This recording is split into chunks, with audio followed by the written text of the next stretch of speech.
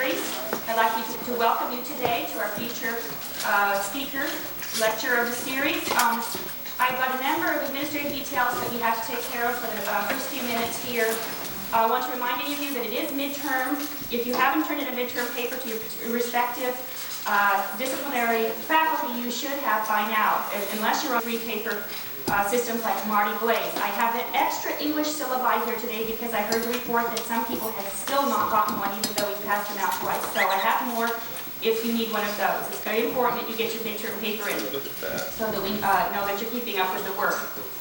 I also have the Women's Studies papers back after class for those of you who would like your paper back. Yes. And sociology, we're ready to check with Dr. Steiner after class.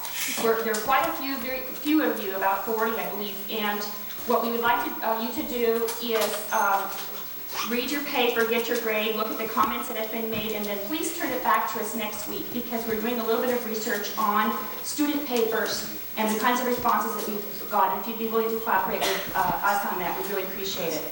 From time to time, we also ask for permission from you to copy student papers if they're particularly good, because at some point we would like to publish a text including student papers on the Holocaust.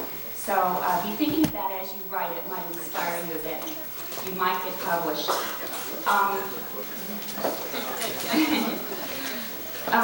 Robert Harris, who's president of the Alliance for the Study of the Holocaust, is going to announce Carol Rittner's talk for tonight, which is a separate event tonight in Santa Rosa.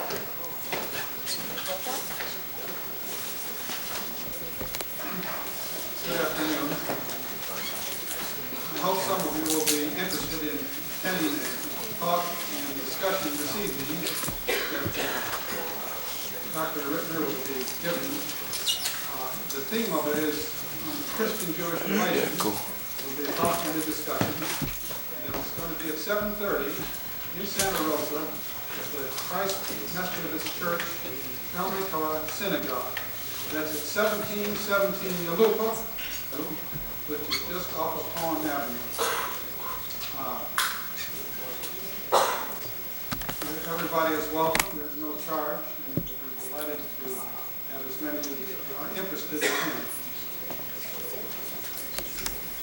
Two other announcements. One is to remind you of next week's event, which will be Professor Brian Shears, who is head of the Department of Education here and also a well-known actor.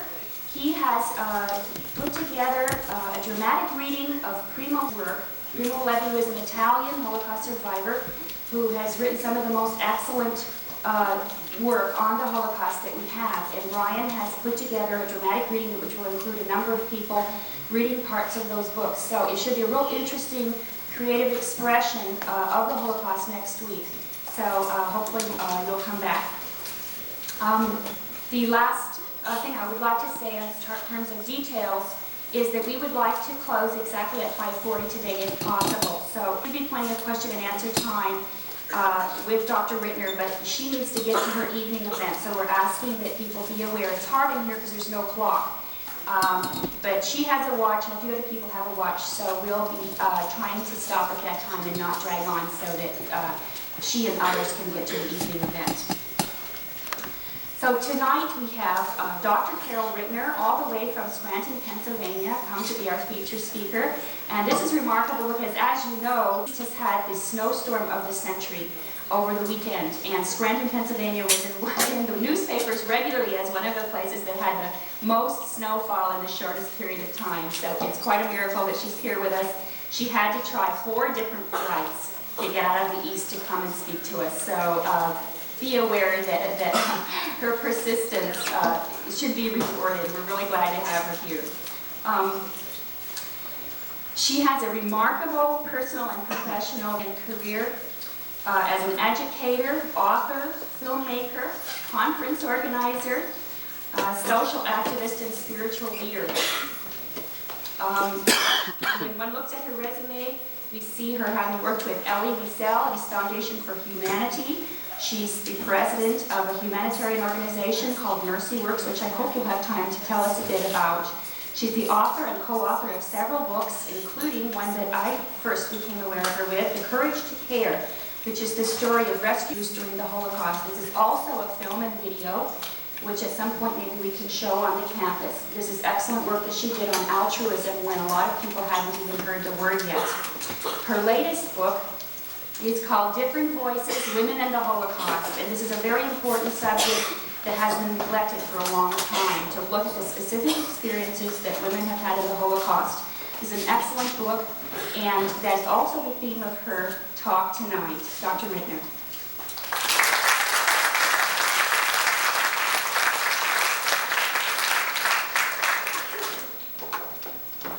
Thank you. The easiest thing and the quickest thing I can tell you about is Mercy Works International. I happen to be a sister of Mercy, which means, for those of you who aren't familiar, a Roman Catholic nun. And I sort of fall through the cracks. I've taught at the graduate level, and I've done a variety of different things. Sure. And I was the director, the founding director of the Elie Wiesel Foundation for Humanity. And then there were some books that I wanted to work on and some other things I wanted to do, so it was time for me to leave the foundation and get on and do those things. So people always ask me, well, what do you do? And I say, well, I do a little of this, a little of that. I am Mercy Works International. I'm the president. It always impresses people, when you say you're the president of something. So I'm the president of Mercy Works International. And what I do is I engage in the works of mercy, one of which is education. So that's Mercy Works International. The second thing I can tell you is there was a lot of snow in Scranton. And the 4 flights, it was a hat. I'm delighted to be here.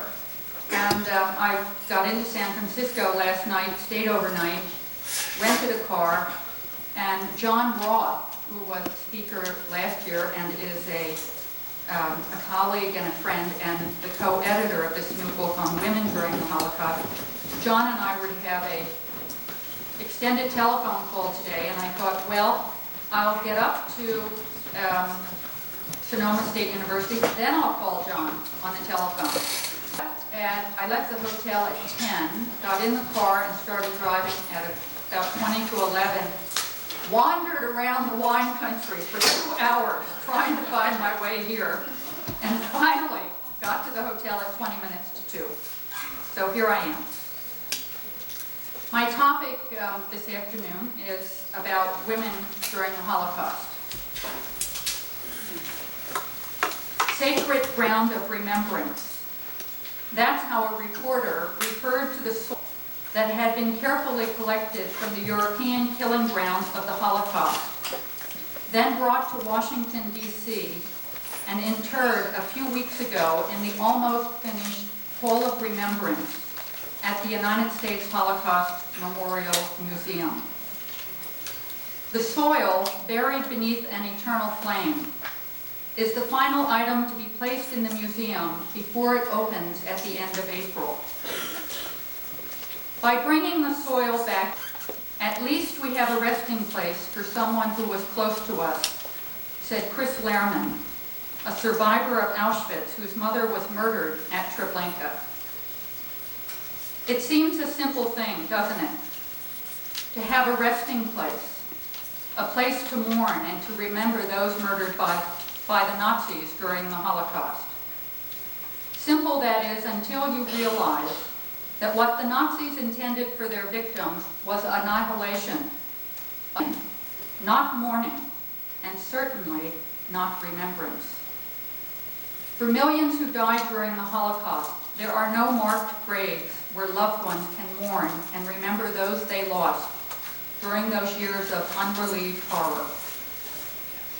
The life of Chris Lehrman's mother was only one of the millions wasted by the Nazi destruction of the European Jews.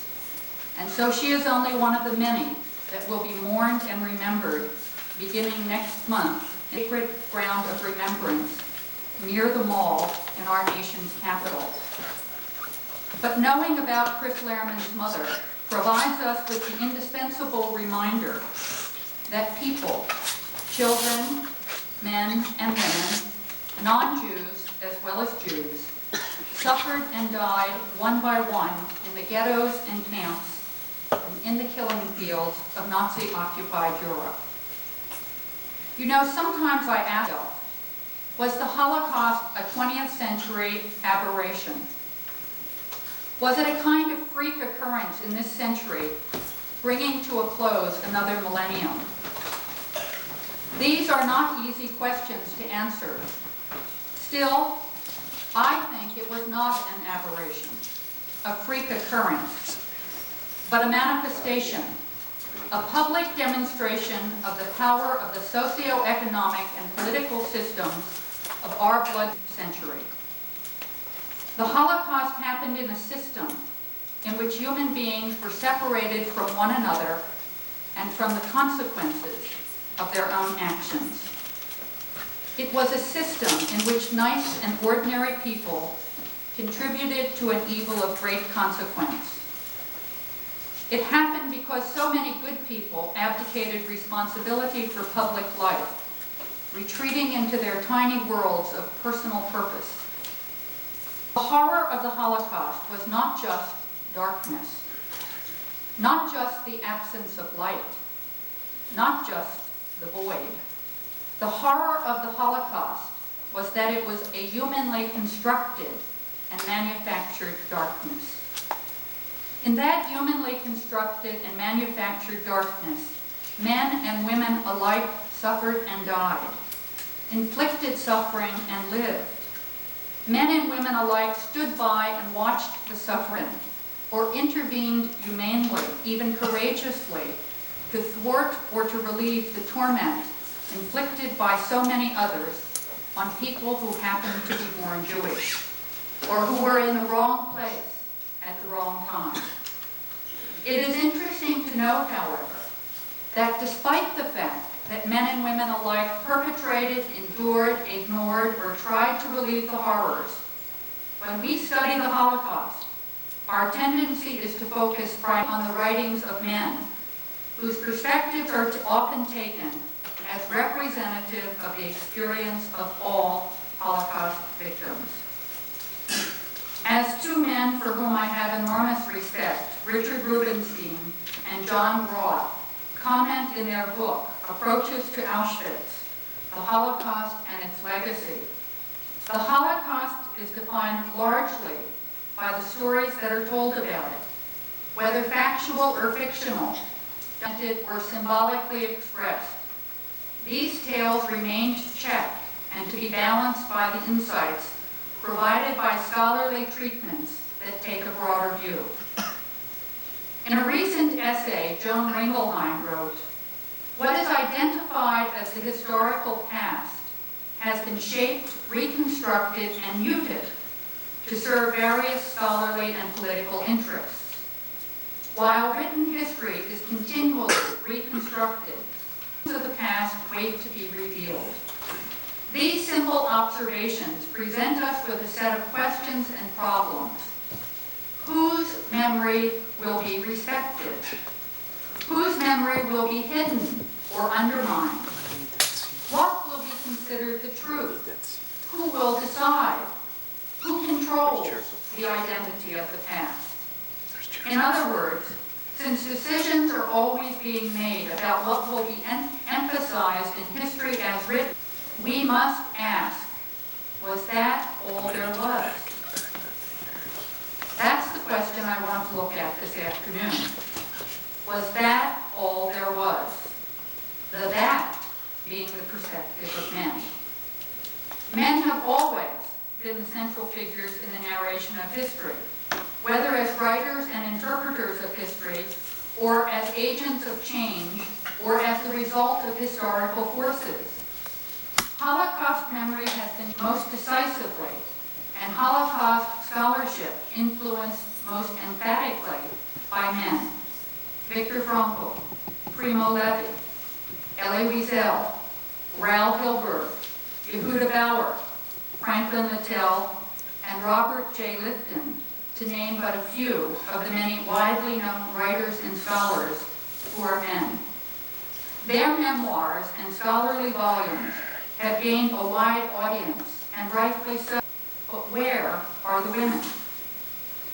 I am mindful, of course, that a scholar like Lucy Davidovich, whose thesis about the Nazi war against the Jews has impacted significantly on contemporary scholarship, and also of a scholar like Helen Fine, whose book, Accounting for Genocide, also made an important contribution to scholarship.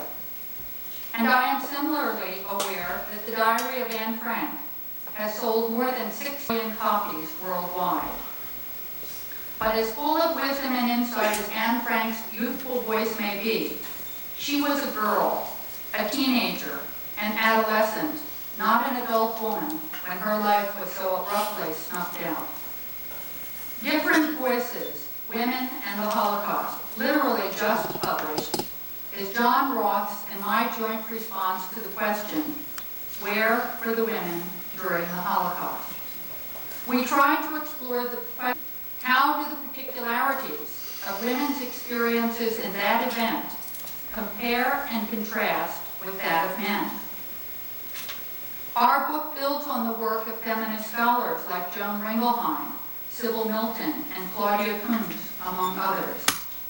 And we see what we have done in this book as but a small contribution to what we hope others, perhaps more capable or from a different perspective, will add to, critique, or challenge to explore questions about women during the Holocaust. In other words, the work that John and I have done must be balanced by the insights provided by scholarly treatments that take a broader view. Indeed, perhaps a different view than ours.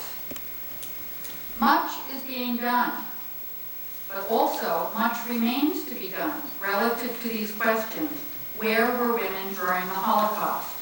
And how do the particularities of women's experiences during the Holocaust compare and contrast to that of men? And rightly so, because women were everywhere during the Holocaust. The Nazis targeted and destroyed women, Jewish ones especially, but also non-Jews. Some scholars argue that men, not women, were the principal architects of the Holocaust. Think of the names that we remember from that historical period. Hitler, Himmler, Heydrich, Goebbels, and Eichmann, for example, all men. And yet we also know that the active or passive complicity of women, German ones especially, but also non-Germans, facilitated and legitimated the process of destruction that annihilated millions. For example, Gertrude Schlotz-Klink, Irma Grisi, Teresa Stein. During the Holocaust, women were in ghettos and in hiding. They were in resistance units as well as in concentration camps and killing centers. The distress of these women was intensified by others who served in German offices and camps, or who made homes that served as havens for the men who did the dirty killing work that their Nazi oaths of office, their Nazi oaths of loyalty. Just as the Nazis tried to persuade German women that no duty was more important than that of bearing sons to the Third Reich, these same men insisted with a vengeance that the possibility of Jewish motherhood must be eradicated forever.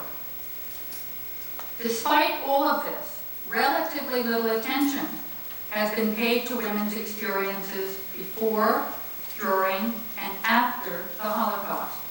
Much witness literature by women, the autobiographical accounts of those who survived the Holocaust, is out of print or difficult to get, not easily accessible. Pelagia Lewinska, for example, or Gisela Pearl, Eva Lengel is difficult to get sometimes. Much of the most widely read scholarship, historical, socio-political, philosophical, and religious, treats the Holocaust as if sexual and gender differences did not make a difference. Quote Joan Ringelheim again. Gender may seem to be invisible in Holocaust literature, whether scholarly or otherwise. In fact, its role awaits disclosure. This disclosure is necessary because men's experiences cannot be a surrogate for the experiences of women. And for the most part, Holocaust literature has neutralized women's lives into a so-called human perspective, which on examination turns out to be the perspective of men. A lot of significant detail about what happened to women, what they endured, their suffering, has gone unmentioned, if not unnoticed. Thus, particularities of women's experiences and reflections have been submerged or ignored. Different voices take steps to repair that neglect. Although the book's introductory materials, as well as its bibliographical suggestions, include contributions by men, the primary principle that governed our selection of the book's contents is that they should exemplify the best writing by and about women who encountered the Holocaust. These women have done so either through direct experience in the camps, including in hiding as members of the resistance or people who helped Jews during the Holocaust, or through the painstaking study and sustained reflection that confer authority, even though the writer may not have reckoned with the Holocaust firsthand. As you can imagine, picking what to include and what to leave out required difficult choices. I already mentioned the example of Anne Frank as someone whose work we did not include for the reason I mentioned. She was an adolescent, and it seemed best not to expand the category women in the Holocaust so broadly as to include it. Even that restriction, however, did not make the decision process any easier. There are so many women's voices that speak insightfully, eloquently, poignantly about the Holocaust. Their numbers are increasing because of the many oral history projects recording the Holocaust testimony of former victims. After September 1939, as Nazi Germany conquered country after country, from the Atlantic to the Urals, Jews all over occupied Europe were endangered.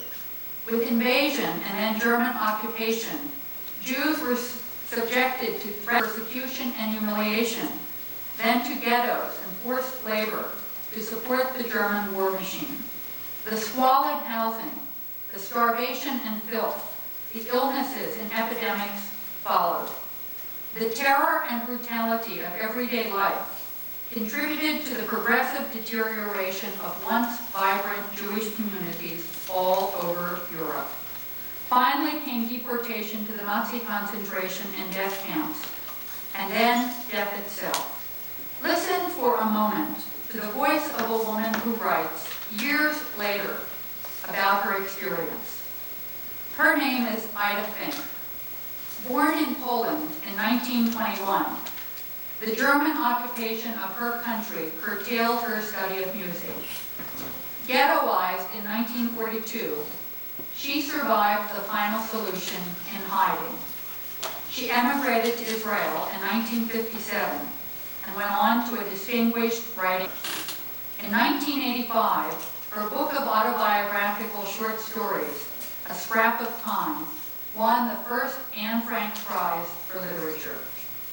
Excavating what she calls the ruins of memory, Ida Fink remembers those events, so devastating that they cannot be measured in months and years. Her scraps of Holocaust time shatter the continuity of experience. Fink's voice merits hearing because she reminds us of the difficulty and importance of remembering.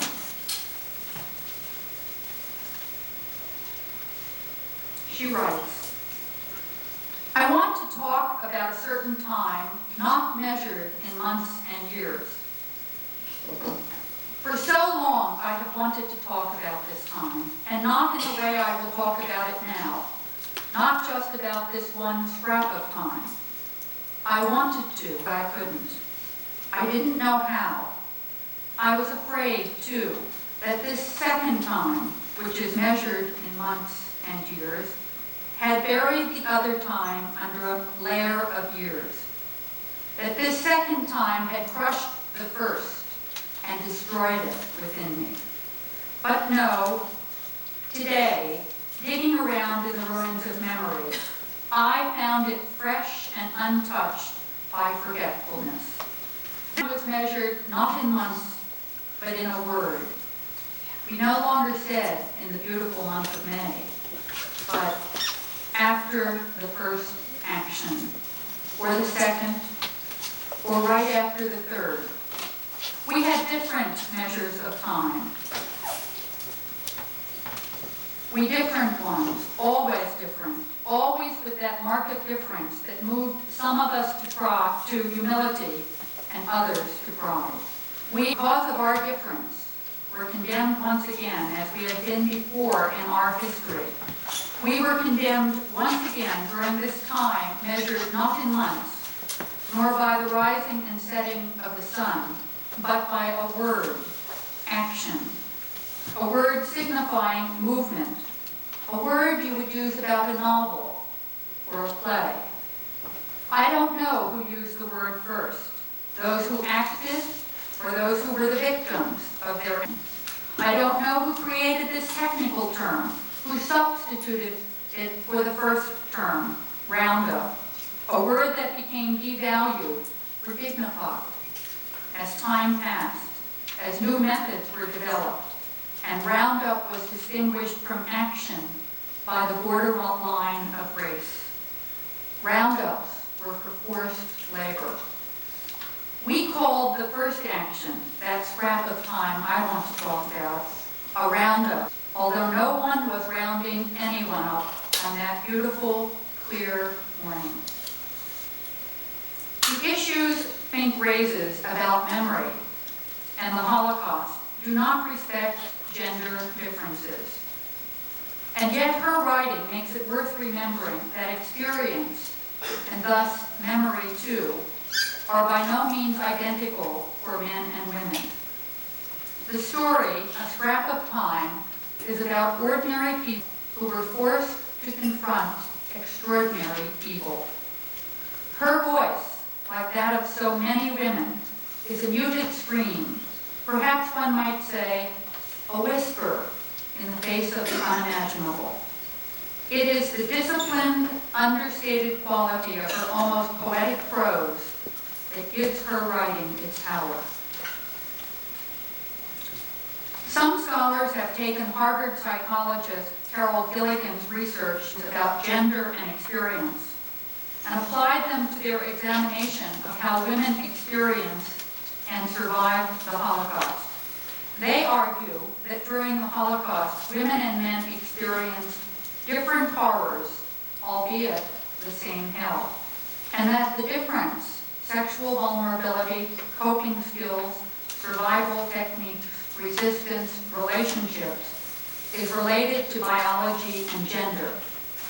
Linda Gordon, a feminist historian who has written about women during the Holocaust, makes the point that during the Third Reich and the Holocaust, women were never permitted to forget that they were female.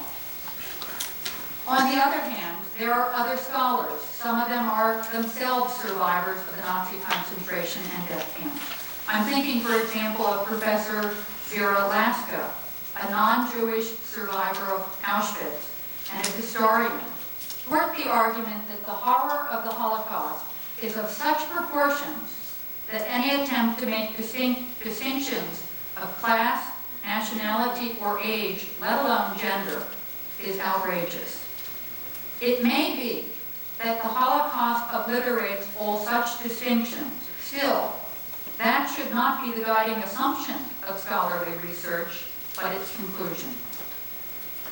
In pursuing the idea of difference, we must avoid falling into the hidden ideological dangers and historical distortions. By focusing on differences, we risk trivializing the Holocaust. eclipsing historical, philosophical, sociological, and theological interpretations. Still, an attempt to establish a woman's sense of her particular experience during the Shoah does not have to distort the facts or prejudice interpretation. It should illuminate new questions. For example, how have women's voices shaped our memory of the Holocaust? It should challenge old assumptions. For example, that the Holocaust obliterates all distinctions. And it should encourage new interpretations of issues we may have assumed were already resolved. For example, issues like what constitutes courage, resistance, survival. Remembering the Holocaust is an incomplete act if the only voices we hear, the only silences we commemorate are those of men. That women felt compelled to write, to bear witness, to leave a record for future generations should not be overlooked, nor should it be forgotten. The challenge is to let women speak for themselves, to attune our ears to what has been overlooked or taken for granted in their experiences of the Holocaust, to try to learn more about how women responded to their circumstances, how they took on new responsibilities, what relationships were seen as crucial, whether they were old relationships or newly created ones. We should try to discover what was most important to women living under abnormal conditions of deprivation, humiliation, and terror. We should try to find out what personal and perhaps gender-related resources they called upon to sustain hope as well as life, and conversely, to discover what vulnerability exposed them to extra suffering, or ultimately to death. What is important when it comes to women in the Holocaust is to learn how women talk about their experiences. To quote Joan Ringelheim once more, starting with the assumption that women were or are better survivors seems incorrect. For a number of reasons. The position has no factual basis. Similar to the concept of uniqueness, it does not offer any illumination, and it puts us in an unacceptable chauvinistic or nationalistic stance that is a dead end. Both men and women were subjected to similar kinds of torment in the ghettos and the camps: filth, starvation, forced labor, humiliation, deportation, death. But only women were tormented by pregnancy, amenorrhea, abortion, invasive gynecological examinations, verbal sexual humiliation, although one could argue on this last point that so also were homosexuals. Women were terrorized by the sexual manner of certain forms of torture, rape, forced prostitution, forced abortion, and other forms of molestation and experimentation.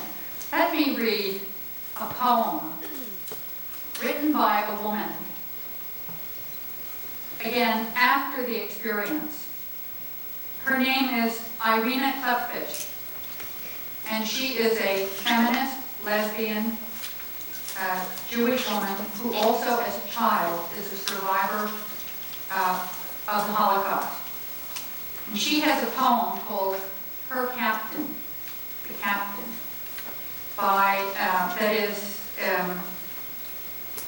that tells the experience of what it meant for a woman forced to have sexual relations with a man. Think for a moment what's happening today in former Yugoslavia to women. And think about the questions, some of the questions I raised earlier. What did women have to do to survive? What do women have to do to survive? Her captain. I whispered as he came through the gate, I am clean. I've been trained. I've been trained well, I said. Captain, I'm not overused. He was hard, so hard, forcing, bending me till I could not breathe, slamming against me, my mouth filled with terror. I was pierced in two when suddenly he pulled out, my head back, murmured, "What a light rider." My grandmother, too, rode her Cossack lover. In pain he moaned, harder, quicker, ride me now. Fearful, I ran, jumping the gate with the guards laughing, grimacing, through the window, nervous, biting their nails. The dogs barked, my legs spread, slapped around his waist. I whipped him further, deeper, till I felt the blood flooding the field, filling the drowning well, lapping over me, drinking in the smell of his hair, his stomach swollen against me. He collapsed, but I held on, pushing my heels into his back, my teeth clenched. I hissed for my grandmother, her crooked wig, her gold, and her Cossack lover. Crawling from the well, she pushed up her buttocks as she came over the wall, fell to the ground, head first, her wig cocked over one eye, a butcher knife under her skirt. My mother floats in well water. Anxiety in morning tears his red hair, hears them again on the kitchen floor, slipping in so smoothly. She was wet from the beginning, the horse gnawing outside, and Bubby, her ears pierced at the age of 3 weeks, pulls out the butcher knife, begins slashing till his hands, severed, he falls back. He brings me soap. His boots are shiny, not like the others, who arrive from the fields, crusted over. For a woman in Auschwitz, there were few crimes greater than pregnancy. Normally, as numerous survivors attest, only if the baby perished did the mother have a chance to prolong her life. In that place, there was little respite from the inhuman. Listen to Dr. Gisela Pearl, who in her memoir, I Was a Doctor in Auschwitz, first published in 1948, testifies to what it meant to her to destroy life, to preserve a choiceless choice among the many monstrous cruelties forced uniquely on women during the Holocaust, and at Auschwitz in particular.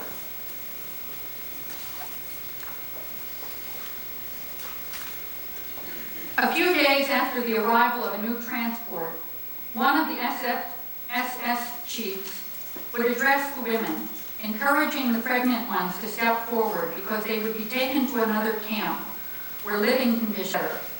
He also promised them double bread rations so as to be strong and healthy when the hour of delivery came.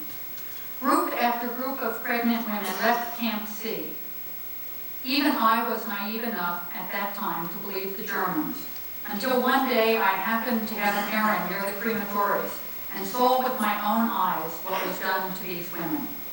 They were surrounded by a group of SS men and women who amused themselves by giving the helpless creatures a taste of hell, after which death was a welcome friend. They were beaten with clubs and whips, torn by dogs, dragged around by the hair, and kicked in the stomach with heavy German boots. Then, when they collapsed, they were thrown into the crematory, alive. I stood rooted to the ground, unable to move, to scream, to run away. Gradually, the horror turned into revolt, and this revolt shook me out of my lethargy and gave me a new incentive to live. I had to remain alive. It was up to me to save all the pregnant women in Camp C from this infernal fate. It was up to me to save the life of the mothers, if there was no other way than by destroying the life of their own unborn children. I ran back to the camp, and going from block to block, told the women what I had seen. Again, was anyone to betray their condition? It was to be denied to our last breath, hidden from the SS, the guards, even the Blockova, on those whose goodwill our life depended. No one will ever know what it meant to me to destroy those babies. After years and years of medical practice, childbirth was still to me the most beautiful, the greatest miracle of nature. I loved those newborn babies, not as a doctor, but as a mother. And it was again and again my own child whom I killed to save the life of a woman. Every time, when kneeling down in the mud, dirt, and human excrement which covered the floor of the barracks to perform a delivery without instruments, without water, without the most elementary requirements of hygiene, I prayed to God to help me to save the mother, or I would never touch a pregnant woman again. And if I had not done it, both mother and would have been cruelly murdered. God was good to me. By a miracle, which to every doctor must sound like a fairy tale, every one of these women recovered and was able to work, which at least for a while saved her life. Recently, I interviewed a woman by the name of Helen Lewis, probably the only survivor of hell on earth, living on the island of Ireland. She is an incredibly resilient woman who after the war emigrated with her second husband to Northern Ireland and now lives in Belfast. She herself survived Terezin and Auschwitz. I asked her, Helen, how did women who were pregnant cope?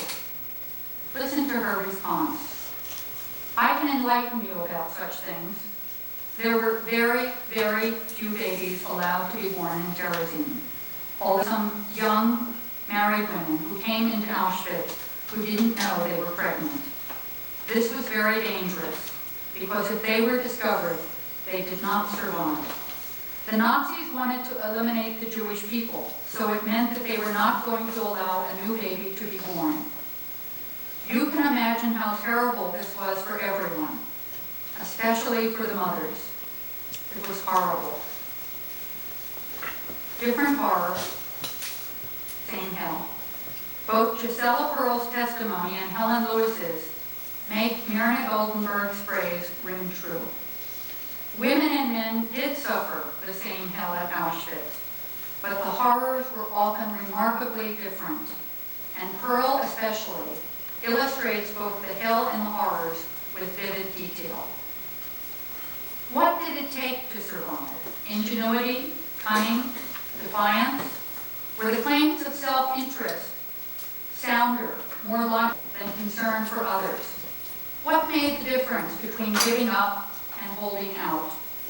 One cannot, of course, say that every woman showed strength in the face of Nazi humiliation and persecution, nor can one say that every woman adjusted with courage and dignity to the harsh conditions of the ghettos and camps, but many did. For the most part, it was women, wives and mothers, who had to sew the yellow stars on their families' clothing, explain to their humiliating significance of that label. Reading women's narratives about the Holocaust, it is clear that they often include a variety of gender-specific behaviors and attitudes. For example, women's domestic instinct to cook and provide scarce food for their children and family members, their custom of serving their family before eating themselves, if they ate at all. Does this mean that women handled starvation better than men? Writes that some female survivors insist they did, an impressionistic observation that is apparently validated by clinical research. What we do know is that the role of women in the ghetto was very important. When men were rounded up for deportation, women were forced to fulfill the traditional role of the head of the family.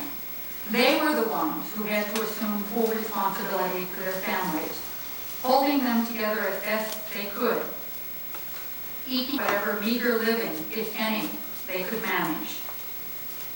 After World War II, Charlotte Delgault, the French woman who was a novelist, dramatist, poet, and intellectual, a survivor of Auschwitz, although not Jewish, who wrote "None of Us Will Return," a moving memoir of that humanly manufactured and constructed darkness, once declared, "I must not be discussed as a woman writer.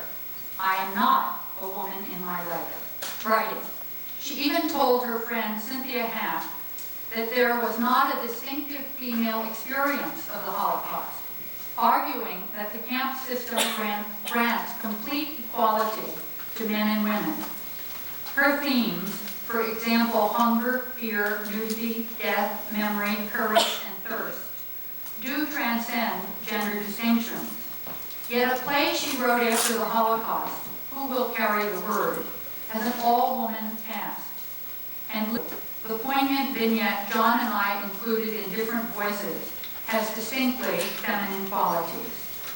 In Lulu, she writes, "As soon as you are alone, you think, what good does it do? What for? Why not give up on the spot?" Delbo responds to herself by saying, "Surrounded by the others, one is able to hold out." Whether or not women encouraged one another more than men did is perhaps not the point. But what we know is that in their memoirs, women often stress the encouragement and comfort they gave one another in places like Auschwitz. Delbo recalls that she and Lulu developed a bond of friendship that was nurturing, tender, and understanding. When Charlotte Delbo says, "I can't take it anymore," Lulu, a practical woman, intuitively senses that Charlotte needs to have a good cry. Lulu takes the risk of shielding her friend from sight. "Lulu looks at me smiling," writes Delbo. "Her hand raises mine to comfort me." Lulu continues to work and stay on the lookout at the same time. Occasionally, she turns back and with her sleeve softly wipes my face. "I keep on crying. I'm not of anything," writes Delbo. "I just go on crying.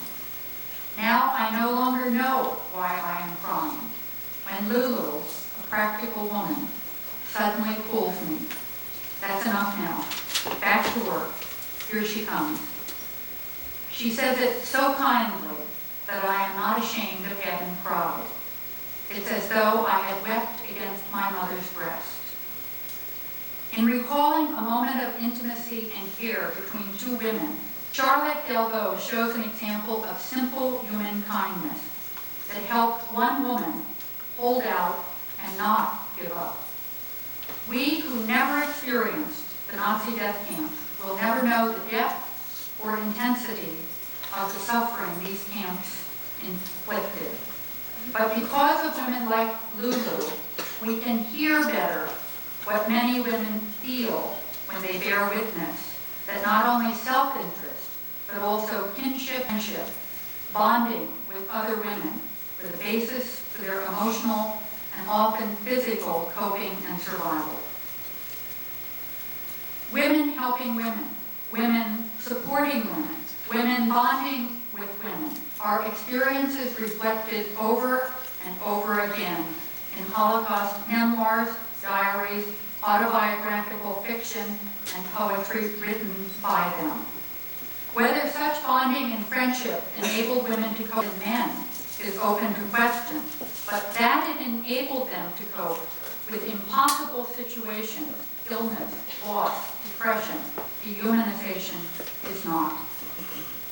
And do not think for one moment that those who ran those places of unspeakable horror did not recognize of female bonding and friendship in women's resistance and survival. That they did is evident in a letter written by Max Kugel, commander of Lichtenberg, from which women were transferred to Ravensbrück, the Nazi concentration camp for women. In a letter to the inspector of concentration camps, Kugel wrote, "We will soon move into the new women's camp at Ravensbrück, where I have established the fact that detention cells have neither been built nor planned. Women have been placed in solitary confinement by Gestapo orders in the Lichtenberg camp. It is impossible to maintain order if the defiance and stubbornness of these hysterical females cannot be broken by strict confinement, since no more severe punishment can be used in a woman's camp. Denial of food does not suffice for discipline and order in a woman's camp, wrote Kugel. The letter is important, says Sybil Milton, because it reveals that the worst punishment allowed for female inmates was solitary confinement and not corporal punishment. In Different Voices, Women in the Holocaust, John Roth and I wanted to draw attention to the particularity of women's experiences during the Holocaust, not to valorize evil and oppression. We wanted to do so not because women's voices are clearer or better than men's, not because they endured their suffering in a manner superior to that of men, but because we wanted to let women speak for themselves. We wanted to allow women's memories and scholarship to illuminate the history and memory of the Holocaust. In doing so, we hope to learn more about both women and men who went through the harshest test of our time, the Nazi death camps. We want the experiences and reflection of women, their scholarly questions, to become as familiar to us as that of their more widely published male counterparts. I think it is fair to say that we also wanted to rescue the voices of women during the Holocaust. So often, women who, when presented in Holocaust writings, are nameless and faceless, like on the selection ramp at Auschwitz. We wanted to give these women names and faces, and Helen Lewis, the woman from Belfast, Northern Ireland, I mentioned earlier, was the subject of a poignantly beautiful BBC documentary, A Time to Dance, broadcast in England, Wales, Scotland, and Ireland about a year ago. The documentary followed her return to Czechoslovakia, where she was born, and her visit to some of the killing grounds of Nazi-occupied Europe, including the village of Lidice, not far from Prague, where, as a reprisal for the assassination of Reinhold Heydrich, the Germans burned Lidice to the ground. All of the men of that blood-stained town were herded into the cellar of a farmhouse and shot dead, pointing out some of the places that existed before the Nazi assault and degradation. Mrs. Lewis looks around in the film, looks into the camera, and says, "This was a school. This was a church. The women and children of this village were a concentration camp. Some of the children were selected for adoption by Nazi families." The camera follows Helen Lewis as she walks amidst the ruins of what once was Lidice. Another woman comes into view and begins speaking to Mrs. Lewis in a language that the viewing audience does not understand. Helen Lewis translates for the audience. She says, 6 of this woman's family, including her husband. She herself survived 3 years in Ravensbrück concentration camp. When she had finished filming, the woman who came into view, her part in the documentary, she asked our crew for a pen and paper. She wanted us to know her name. It is Vera Matrushkova. Vera Matrushkova. Just as Chris Lehrman, now sacred ground of remembrance, where she can go to mourn and remember her mother, so John and I hope our book, Different Voices, Women and the Holocaust, will be a kind of book of remembrance for women who, like Vera Matrushkova, were forced to suffer at the hands of the Nazis and their collaborators during World War II and the Holocaust. Like Chris Lehrman's mother, and like Vera Matrushkova, the names and stories, the agonies of these women who endured the Holocaust deserve to be remembered by all of us, women and men alike, for the sake of the future. Thank you.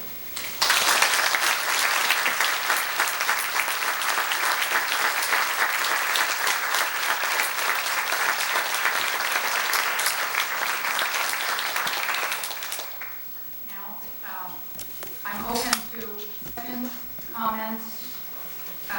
If you feel compelled to make speeches, I would ask you to hold them so that others have an opportunity to speak as well.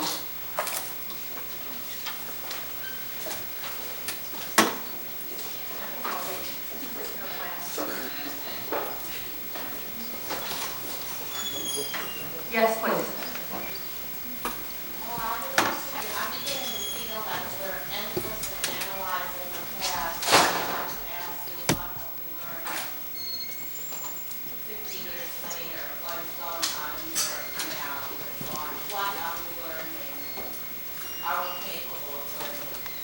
Okay, the comment is that this woman feels that we are endlessly analyzing and reflecting on the past, and do we have an opportunity, or are we learning anything for the future, looking especially at what's happening in Europe? If I interpreted your question, are we capable of learning?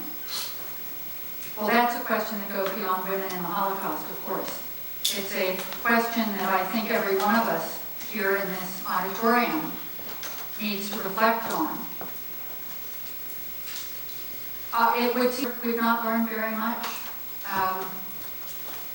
What we see happening, the so-called ethnic cleansing, while it has not yet, and God forbid that it should, but that it has not yet become something as horrible and systematic and rational as Auschwitz and the system of Nazi concentration and death camps.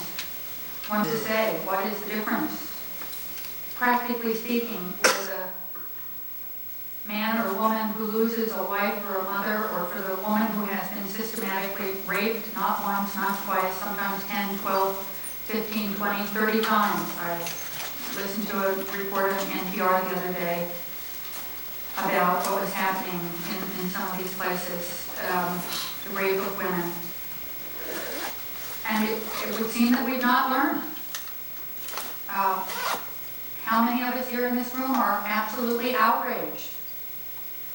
Outraged to the point of wanting to do something. Of wanting to do something that we can do.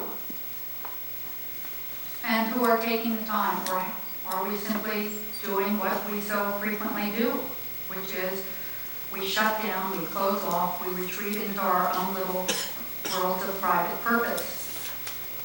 Or, and I'll speak a little this tonight, we move into our armed camps and wait for Armageddon.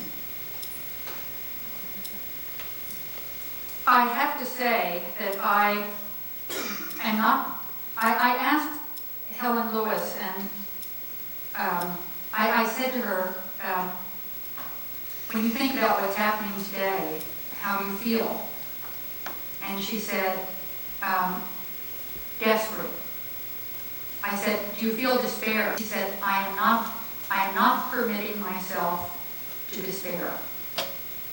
And I guess that's what I'd have to say. I don't know that I'm answering your question. I have to say I feel desperate when I see what's happening. And in fact, about 2 or 3 weeks ago, I was wringing my hands and feeling desperate and basically saying, you know, it's all terrible, awful. As the one character in that memorable Billy Jack said, it's a shit brick. And I was just feeling that way. And then I recalled a wonderful quotation that just seemed to me from the sayings of the fathers, the Jewish sages, and that is that you don't have to finish the work, but neither are you free to desist from engaging in the work. The work being to make this world a little more humane. Have we learned the lesson? Well, there are some people who are doing something. It's not perfect. It's not solving the problem. But there are people trying. I mean, as a government, we're trying, perhaps clumsily, but we're trying. I am moved to tears by that French general, Morion, who refuses to leave the town until relief comes. And what is quite interesting to me, and I don't know this, but Jacques Morion is the former immediate past president of the International Red Cross, and he is a Frenchman. And Jacques Morion, who is a man, I'd say, in his early 50s, whom I've had the opportunity to meet on several occasions, has very strong feelings about the Holocaust and about our remembering the Holocaust, etc. And I could not help but wonder if General Morion is his brother. Yes, please. I would like to ask a couple of questions. I apologize in advance because it makes me look uncomfortable, but knowing that you're a tremendous people,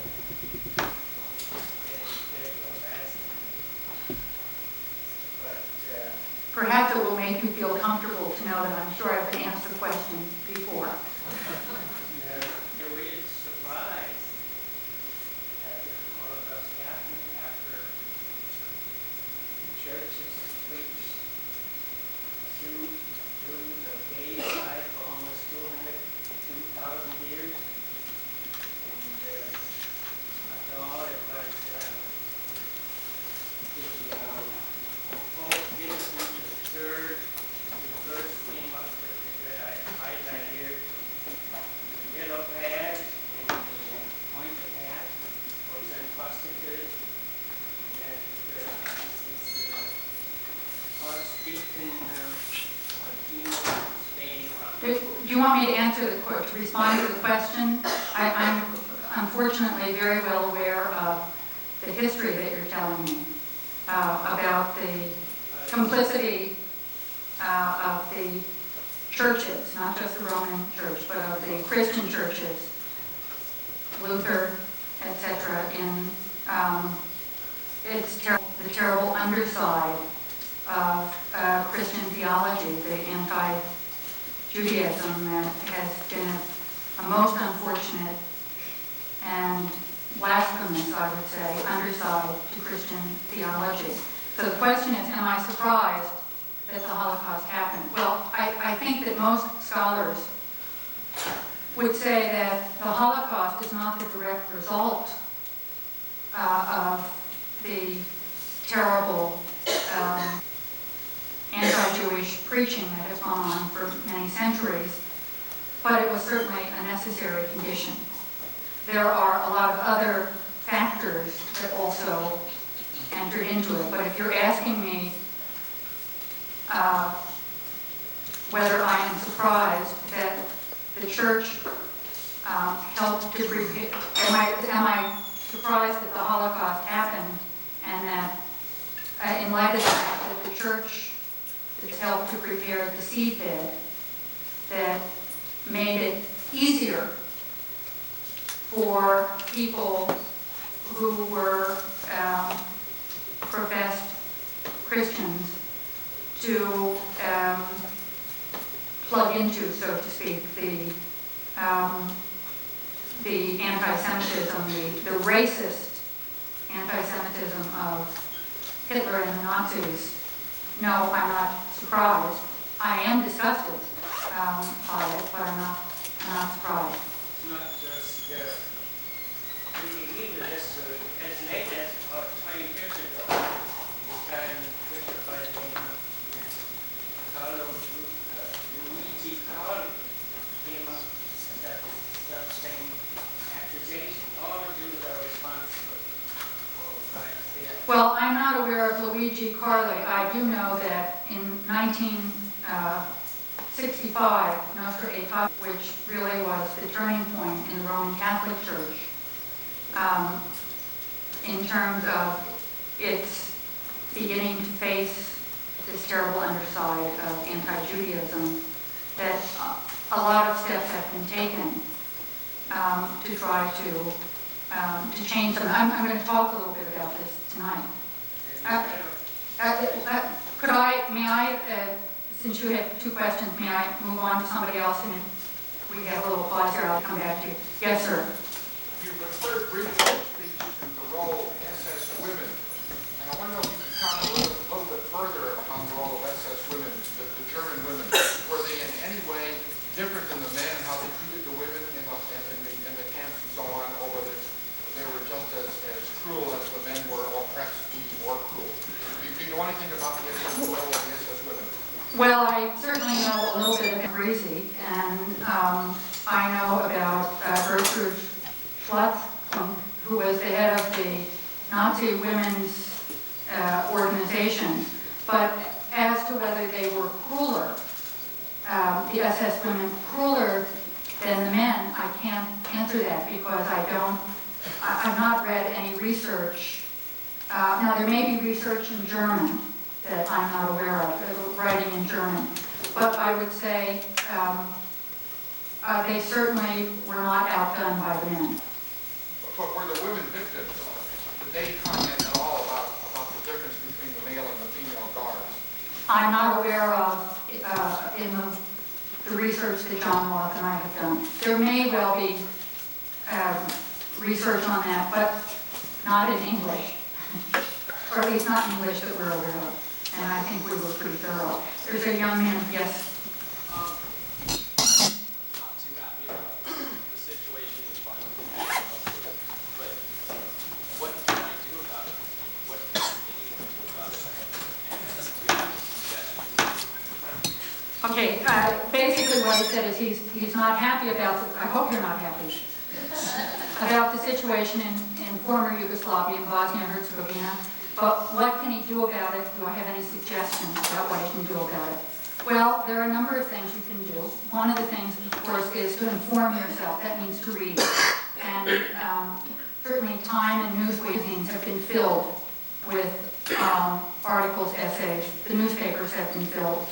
Second thing is Amnesty International, which is a wonderful human rights organization, has begun to do work in that part of the world with women. And so the least you can do is you can, for $30 or $35, join Amnesty International. And in that way, support an organization, a worldwide organization that's trying to do something. This morning on CBS News, a woman who is an actress in As the World Turns, I don't know if anybody saw that, Elizabeth Hubbard,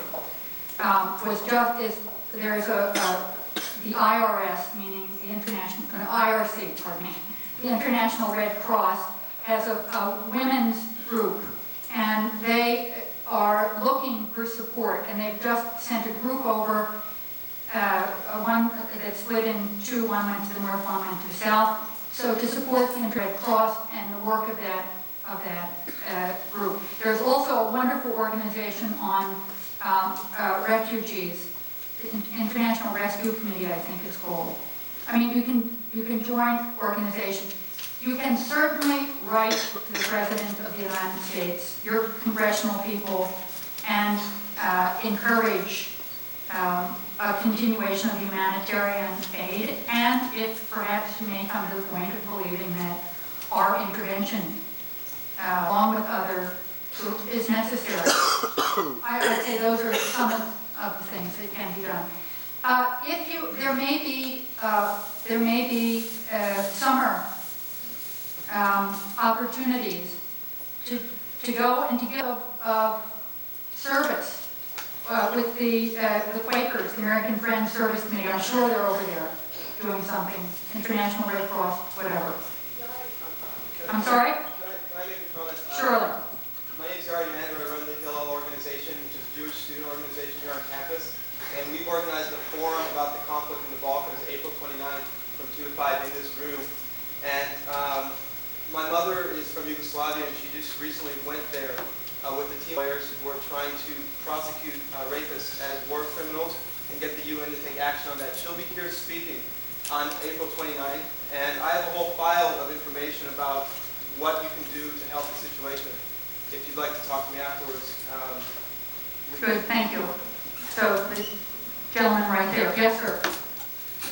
The subject is women in the Holocaust, and through this whole hour and 15 minutes, I haven't heard a word about the women in the And I do want this audience to know that women played a very, very important part in the existence. To give you an example, there's a book, it's called The Last Jews in Berlin. I forget who the author is. Leonard Gross. But they're, right, Leonard Gross. She's absolutely right. There were 2,000 Jews hidden in Berlin, and who do you think hid them? The women and the old men, because there were no men. They were all in the army. And there's some very, very significant stories of women who were living on a tightrope. There was one woman whose husband was a concentration camp lieutenant, and she had a Jewish friend in the house at home while he's in the camp. I take your criticism, which is, of course, you can't talk about everything. I will say that in the book, Different Voices, we do have, for example, Vera Alaska has written, you're probably familiar with her, Women in Resistance, and we have some excerpts in this book. And we also have, because not only was there resistance, and of course there's the whole question of what constituted resistance. There's armed resistance. There is the kind of resistance that you mentioned of hiding people. There was actually in Auschwitz a resistance movement, and we have the story of 4 women. Let me tell you, well, actually it's 2 women, but they talk about 4 women, Anna Hillman and Rose Meath, who were in the resistance movement in Auschwitz. Now, I must say that one of the things that John and I wanted to do in the book is we did not want women to only be seen in the role of victim. So we did include the voices of women who were in the resistance. There's a very famous French woman whose name escapes me at the moment, who was very involved in the Maquis, and her book is translated into English by, it just slips my mind at the moment. But absolutely, it's important to know that women resisted in various ways, from armed resistance to hiding people to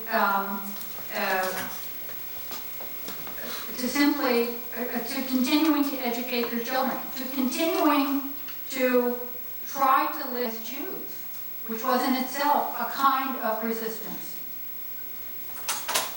So thank you, Ed. I take your criticism. Yes, sir. Yesterday evening, I took about 35 pages of testimony off of PeaceNet. Are you aware of PeaceNet's data bank? No, I still can't make my modem work. Well, I just anyway, that's on women in Bosnia alone. And it is possible through PeaceNet, you can come to me and you get telephone numbers, fax numbers, and email numbers. It is possible to communicate directly with people who are in place in Bosnia, in Zagreb, even in Belgrade.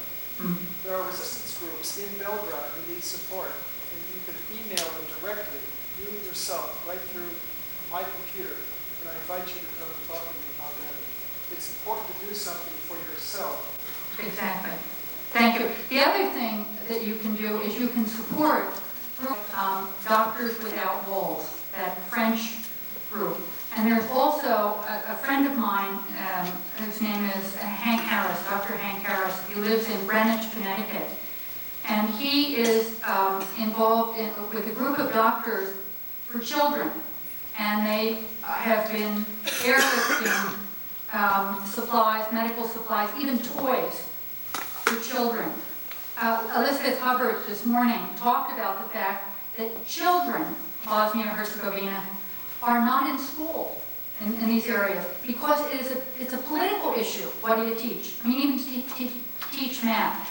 To gather educational toys, everything from those Lego toys to puzzles, etc., so that children can learn at home. I mean, there are so many things. So there's 2 resources for people who can help. Yes. I don't know whether anybody knows that just recently the National Organization for Women has joined us with Amnesty International. On this issue. Yes. And are sending fact-finding people there. And we can write to our elected officials, especially our women elected officials. Diane Feinstein Well, and Barbara Mikulski, who's not a Jewish woman, who is a Catholic woman, who is very involved in this issue and is the senator from the state of Maryland. So, right to men and women. Yes, please. It seems like that you can have, or you can make change. It's not so much trying to reach out, always reach away from your own country. You always try so hard, because then it seems like a huge problem you can't touch. One way is just to better yourself and look inside of yourself, and then make small changes in your community and work locally. It doesn't have to be someone in Bosnia. It can be the child in your own community. It can be with schools in your own community. You have lots of problems to do too. Well, And that way you can general values systems, and things like this might not happen so much in the future. thank you. Yes, please. On that note, where does your hope lie in terms of social, spiritual change in the world? That you hope for instance, the whole female gender around the world not to be continuously at risk and vulnerable Geez, you guys ask such hard questions. Where does my hope lie? Well, first of all, I can't speak about this stuff because I'm not a spiritual leader, by the way. Thank you for saying that, but I'm not. I'm just one of the folks like the rest of you. Where does my hope lie? My hope lies with ordinary people who refuse to give up, with Helen Lewis, who says I am not allowing myself to despair. It lies with well, with people. I have a friend. Her name is Sandra Myers. She is a Jewish woman, and Sandra is in moments when I'm despairing, I think of Sandra because she just believes we have to keep working at democracy. We just have to keep working at pluralism. We have to keep working at encouraging and fostering the civic virtues of tolerance and understanding. And she keeps doing it. And that's where my hope lies. When I'm feeling like it's terrible, I sort of get up close to somebody who hasn't lost hope, and I try to let myself be carried along by that person until hope is sort of regenerated in me. So I'd say my hope lies with the best in beings. It's not to deny the worst in human beings. And I would say, and now I'll speak in my role as a sister of mercy, I do believe that life is stronger than death. I can't explain it, but I believe that life is stronger than death.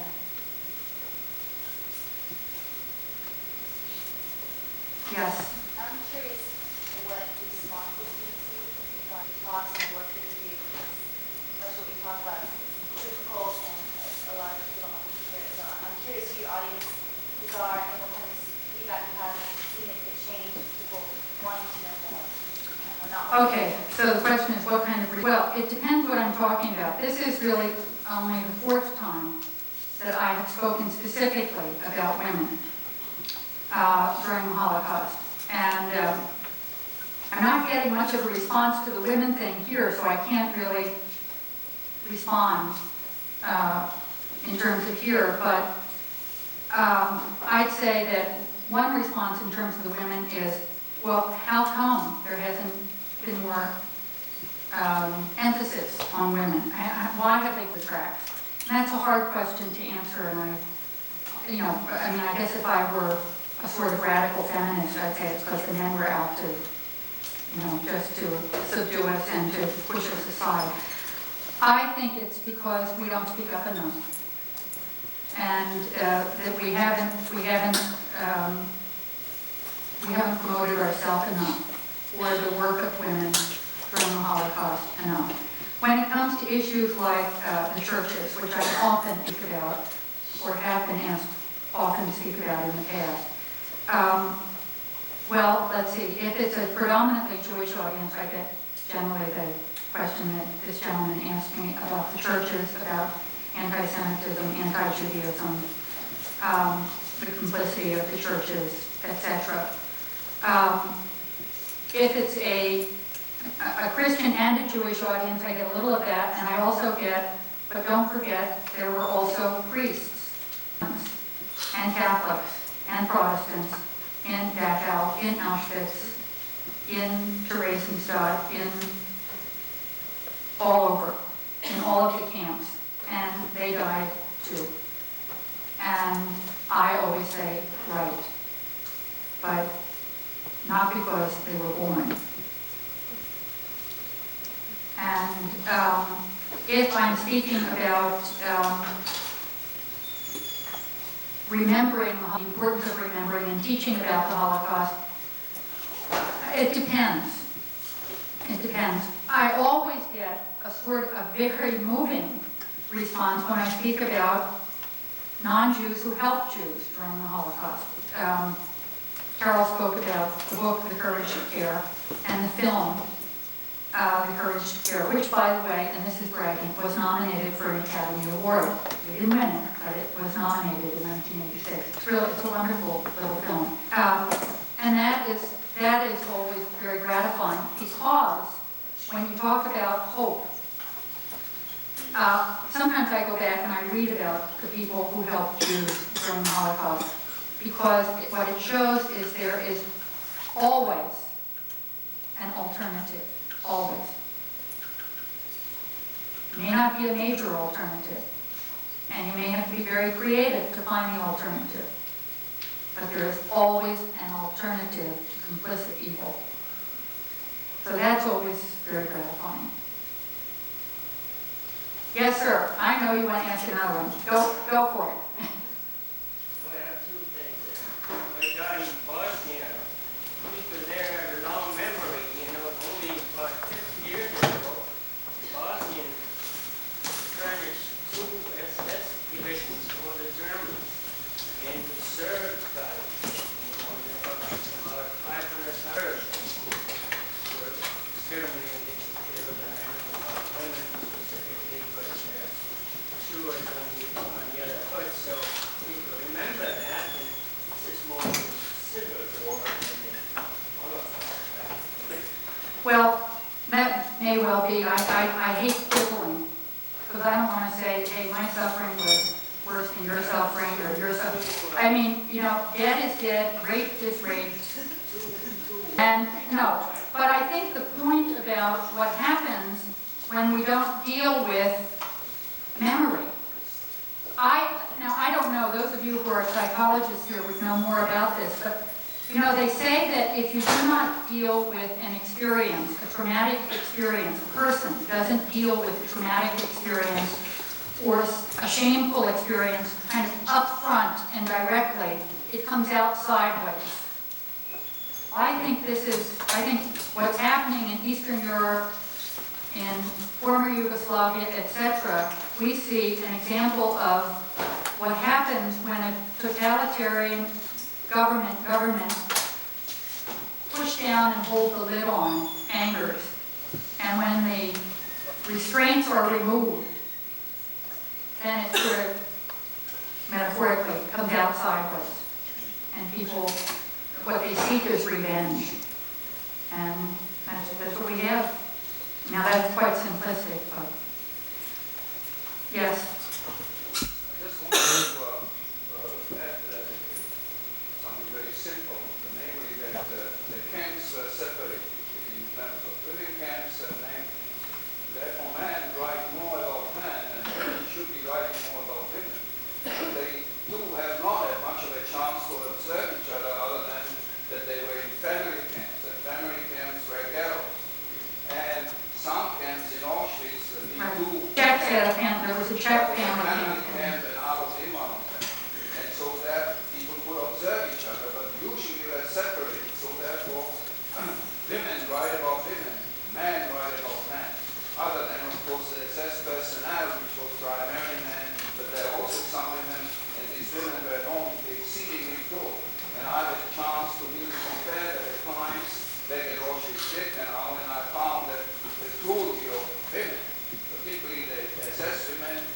couples, women couples, was exceeding that what I had seen or experienced taking the camp that I ever met, or a family situation. Thank you. Well, it's, all right. Make that the last question or comment. Well, yeah, so this is a comment. You mentioned about all the others, the priests and the nuns and all the non-Jews that were in the camp. I'd like to mention to this audience that a very, very significant program is going to be held on this campus.